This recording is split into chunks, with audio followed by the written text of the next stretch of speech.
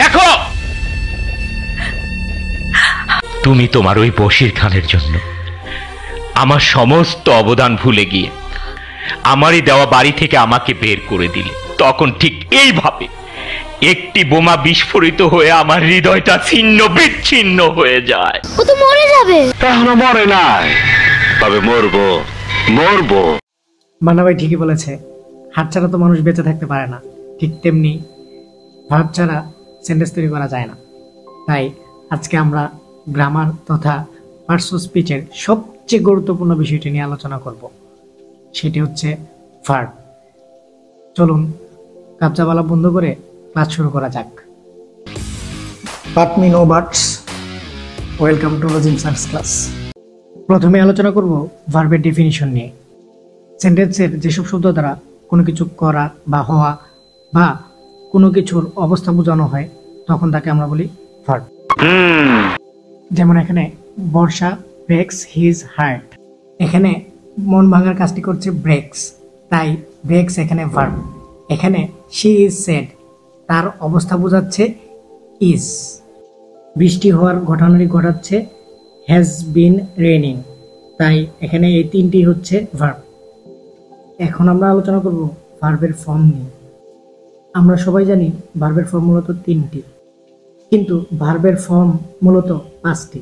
আমি বিশ্বাস করি না। চলুন দেখে নিই।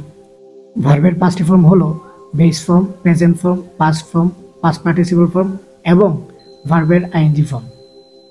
যেমন গো এর প্রেজেন্ট ফর্ম হলো গোজ অথবা গো, পাস্ট ফর্ম হলো ওয়েন্ট, পাস্ট পার্টিসিপল ফর্ম হচ্ছে গন, ভার্বের সাথে আইএনজি হচ্ছে গোয়িং।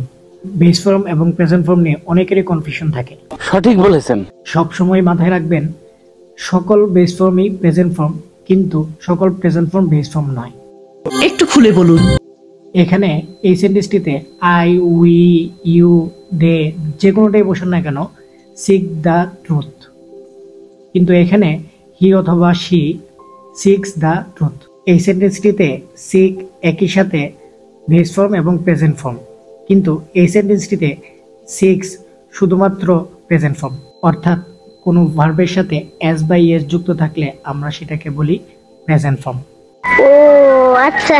আরেকটি কথা মাথায় রাখবেন, সেটি হচ্ছে যেসব ভার্বের শেষে ও, এইচ অথবা এস থাকবে সেসব ভার্বের সাথে ইএস যুক্ত হবে, বাকি সব ভার্বের সাথে শুধুমাত্র এস যুক্ত হবে। ডাজ, ক্যাচেস, পাসেস, কিন্তু এখানে ওয়ার্কস ইএস যুক্ত হয়নি। এখন আমরা আলোচনা করব ভার্বের টাইপস নিয়ে। ভার্বের ফর্মের উপর ডিপেন্ড করে ভার্বকে দুই ভাগে ভাগ করা হয়েছে। এক, স্ট্রং ভার্ব বা ইরেগুলার ভার্ব। দুই, উইক ভার্ব বা রেগুলার ভার্ব। যেসব ভার্বের পাস্ট ফর্ম বা পাস্ট পার্টিসিপল ফর্ম বানানোর সময় ভাওয়েলের চেঞ্জ করতে হয় সেগুলোকে আমরা বলি স্ট্রং ভার্ব, এবং এগুলা চেঞ্জ করা একটু কঠিন, তাই এগুলাকে বলা হয় ইরেগুলার ভার্ব। এখানে সিক, শট, শট, এখানে ডাবল ইটা হয়ে গেছে ও ইউ, তাই আমরা বলতে পারি এটি একটি স্ট্রং ভার্ব বা ইরেগুলার ভার্ব। উইক ভার্ব সবার কথা শুনে, তাই এটাকে আমরা বলি রেগুলার ভার্ব, এবং এই ভার্বগুলোর শেষে ডি, ইডি অথবা টি যুক্ত থাকে। যেমন ওয়ার্ক, ওয়ার্কড, ওয়ার্কড। ভার্ব মূলত দুই প্রকার। এক, প্রিন্সিপাল ভার্ব বা মেইন ভার্ব। দুই, অক্সিলারি ভার্ব বা হেল্পিং ভার্ব। যে ভার্ব অন্য কোনো ভার্বের সাহায্য ছাড়া নিজে নিজে সিঙ্গেলি কাজটি করতে পারে তখন সেটাকে আমরা বলি প্রিন্সিপাল বা মেইন ভার্ব। যেমন he plays football regularly, she is a good girl, I have a pen. এখানে প্লেস, ইজ, হ্যাভ এগুলো হলো প্রিন্সিপাল ভার্ব। প্রিন্সিপাল ভার্বের টাইপস নিয়ে আমরা একটু পর আলোচনা করব। যেসব ভার্ব প্রিন্সিপাল ভার্বকে সাহায্য করে সেই ভার্বগুলোকে আমরা বলি অক্সিলারি বা হেল্পিং ভার্ব।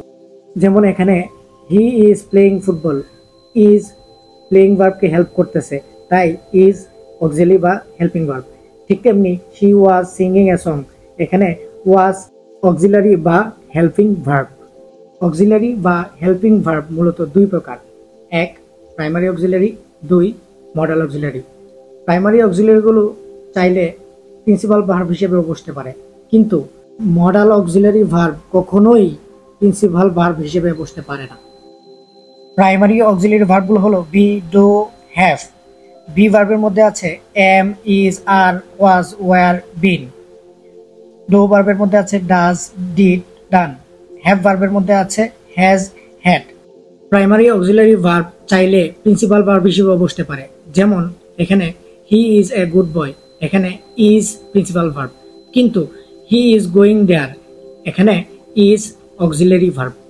মডাল অক্সিলারি ভার্বগুলো হলো shall, should, can, could, will, would, may, might, must, ought to. একটি কথা মাথায় রাখবেন, মডাল অক্সিলারি ভার্বের পর সবসময় ভার্বের বেস ফর্ম বসে। যেমন he can do this, we shall overcome, এখানে ক্যান এবং শ্যাল মডাল অক্সিলারি ভার্ব এবং এদের পর ভার্বের বেস ফর্ম বসেছে do, overcome. Thanks. Modal auxiliary verb সম্পর্কে বিস্তারিত আলোচনা আরেকটি ক্লাসে হবে। ওকে ওকে। একটি গুরুত্বপূর্ণ পয়েন্ট মনে রাখবেন, 12টি টেন্সের মধ্যে 10টি টেন্সেই অক্সিলারি ভার্ব পাওয়া যায়। শুধুমাত্র প্রেজেন্ট ইনডিফিনিট আর পাস্ট ইনডিফিনিটের অ্যাসার্টিভ সেন্টেন্সেই শুধুমাত্র মেইন ভার্ব বসে, আর বাকি সব টেন্সে অক্সিলারি ভার্ব বসে। কথা কি ক্লিয়ার না ভেজাল আছে? ভার্বের অর্থ সম্পূর্ণ করার উপর ভিত্তি করে ভার্বকে দুই ভাগে ভাগ করা হয়। এক, ফাইনিট ভার্ব বা সমাপিকা ক্রিয়া। দুই, নন ফাইনিট ভার্ব বা অসমাপিকা ক্রিয়া।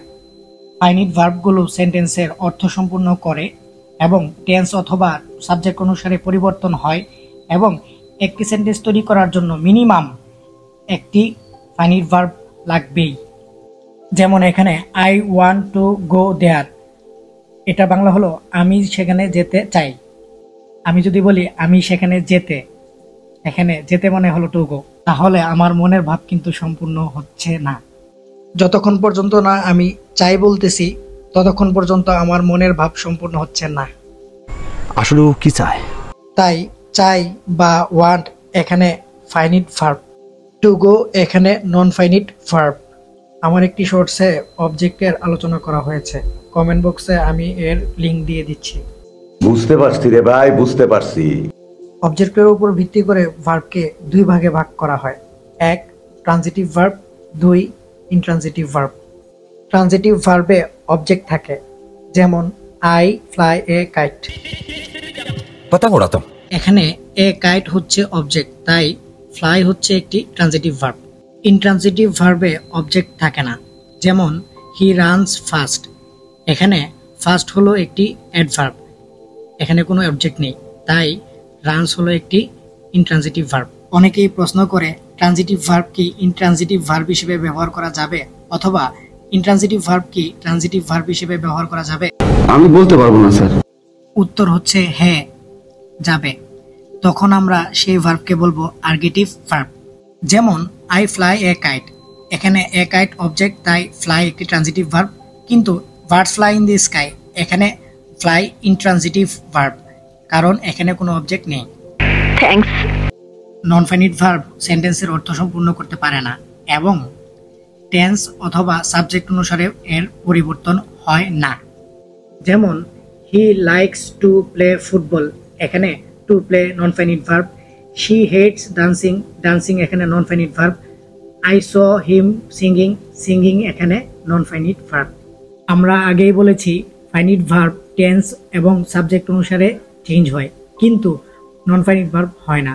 যেমন I like to play football, he likes to play football, we like to play football, এখানে টু প্লে এর কোনো চেঞ্জ হয় নাই, তাই আমরা বলতে পারি no change non finite verb.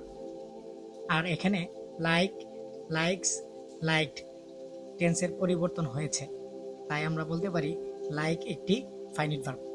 নন ফাইনিট ভার্ব মূলত তিন প্রকার: এক, ইনফিনিটিভ; দুই, জিরান্ড; তিন, পার্টিসিপল। আপনার দিনে 3 বার সালাম করা দরকার, সকাল দুপুর সন্ধ্যা। যখন টু এর সাথে ভার্বের বেস ফর্ম বসে তখন আমরা সেটাকে বলি ইনফিনিটিভ। যেমন মানুষ মাত্রই ভুল করে, to err is human. We like to dance, এখানে টু আর টু ড্যান্স হলো ইনফিনিটিভ। যখন বেস ফর্মের সাথে টু থাকে না তখন আমরা সেটাকে বলি বেয়ার ইনফিনিটিভ। সেন্টেন্সে যখন মেক, লেট এরকম কিছু ভার্ব থাকে তখন ভার্বের সাথে টু না বসেও ইনফিনিটিভ হয়। যেমন আই মেক ইউ লাফ, এখানে টু লাফ হওয়ার কথা ছিল কিন্তু টুটা এখানে বসেনি, তাই লাফ এখানে বেয়ার ইনফিনিটিভ। ঠিক তেমনি let me finish the class, এখানে টু ফিনিশ হওয়ার কথা ছিল তাই ফিনিশ এখানে বেয়ার ইনফিনিটিভ। যেসব ভার্ব থাকলে বেয়ার ইনফিনিটিভ হয় ওই ভার্বগুলো আমি কমেন্ট বক্সে দিয়ে দিচ্ছি। আচ্ছা, ভার্বের সাথে আইএনজি যুক্ত হয়ে যখন নাউনের মতো কাজ করে তখন আমরা সেটাকে বলি জিরান।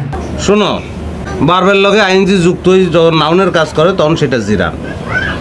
উদাহরণ দিলে আমি বলতাম পারি যে swimming is a good exercise, মানে কি সাঁতার একটা ভালো ব্যায়াম। সুইমিং এখানে নাউনের কাজ করতেছে কেন? এবং অভ্যাসগত বা সাধারণ সত্য বোঝায় এমন সেন্টেন্সেও জিরান বসে। চলমান নয় এমন কোনো কাজ বোঝাতেও জিরান বসে। যেমন swimming is good for health, swimming gerund কারণ এটি নাউনের মতো কাজ করছে। He is fond of singing, সিঙ্গিংও এখানে নাউনের মতো কাজ করতেছে। এভরিওয়ান ওয়ান্টস হ্যাপি এন্ডিং, এখানে এন্ডিংও কিন্তু জিরান কারণ এটি নাউনের মতো কাজ করছে। পার্টিসিপল মূলত তিন প্রকার: present participle, past participle, perfect participle. ভার্বের সাথে আইএনজি যুক্ত হয়ে যখন অ্যাডজেক্টিভের মতো কাজ করে তখন আমরা সেটাকে বলি প্রেজেন্ট পার্টিসিপল।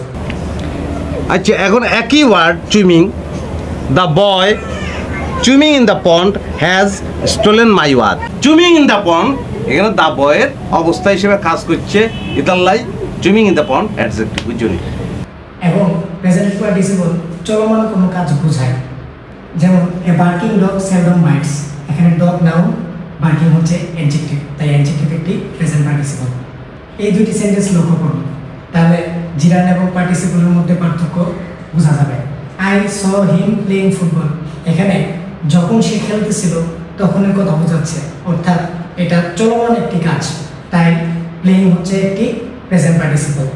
কিন্তু হি is fond of playing football, এখানে এই প্লেইংটা কিন্তু চলমান কোনো কাজ বোঝাচ্ছে না, এটা তার একটি অভ্যাস বোঝাচ্ছে, তাই প্লেইং এখানে জিরান।